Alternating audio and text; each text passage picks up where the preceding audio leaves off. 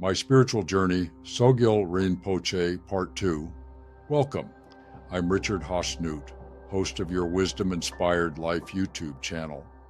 Yogananda explicitly states the importance of wisdom, knowledge of God, and realization that we are forever one with Him is the only way to freedom. In this series, I share personal stories from my spiritual journey. It began with a lack of understanding of spirituality and God. Today, spirituality is the most important aspect of my life, and I deeply love God. That represents quite a change. In this episode, I share my powerful experience with the Tibetan Buddhist master, Sogyal Rinpoche. When Friday arrived, signaling the start of the workshop, I made the 2-hour drive to Esalen.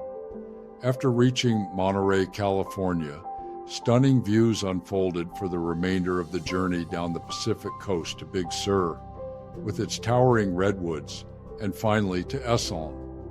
After checking in late in the afternoon, I settled into my simple room, which would be my home for the weekend. The workshop began at 7 p.m. on Friday in a medium-sized room within one of the houses on the property. Nearly 20 people awaited the start of the session. We all sat on pillows and beanbags, forming a group almost evenly split between men and women, with everyone likely over the age of 35.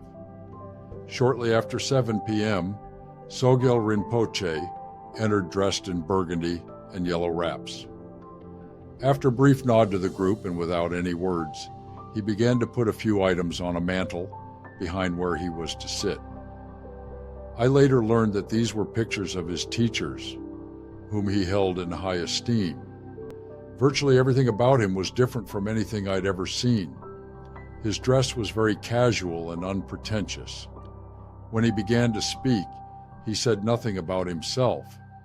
After confirming the topic, without elaborating in the Friday through Sunday meeting schedule, he asked each of us to introduce ourselves.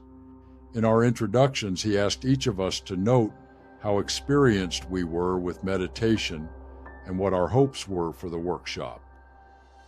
This first session lasted over an hour before we adjourned until Saturday morning.